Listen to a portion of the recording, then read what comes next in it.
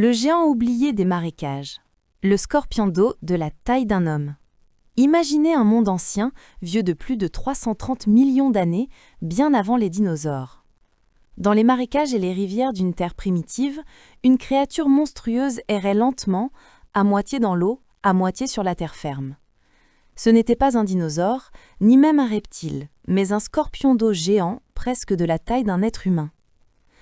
C'est en Écosse, dans la vallée de Midland, qu'un scientifique du nom de Martin White, de l'université de Sheffield, a fait une découverte stupéfiante.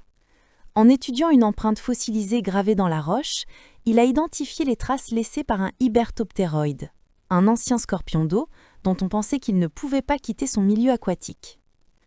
Pourtant, les marques sur la pierre racontent une autre histoire. Le fossile montre un animal colossal, mesurant environ 1,50 m de long et presque 1 mètre de large. Ses 6 puissantes pattes laissaient derrière elles des sillons profonds, prouvant qu'il se déplaçait avec lenteur et lourdeur. Entre ces traces, une longue marque centrale révèle que la créature traînait son corps massif hors de l'eau. Le sillon médian montre que sa queue, énorme et lourde, ne flottait pas. Elle reposait directement sur le sol. Tout indique que ce scorpion géant peinait à se déplacer, probablement haletant sous son propre poids, dans une tentative héroïque de rejoindre la terre ferme. Cette découverte n'est pas seulement une curiosité scientifique.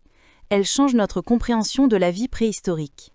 Elle prouve qu'il y a plus de 300 millions d'années, certaines créatures aquatiques tentaient déjà d'explorer le monde terrestre. Le hybertoptéroïde devient ainsi un symbole fascinant de la transition entre deux mondes, celui des profondeurs et celui de la terre ferme. Dans chaque empreinte fossilisée, c'est l'écho d'un pas vers l'évolution qui résonne à travers le temps. Un pas lent, lourd, mais décisif, celui du scorpion d'eau géant, le géant oublié des marécages anciens.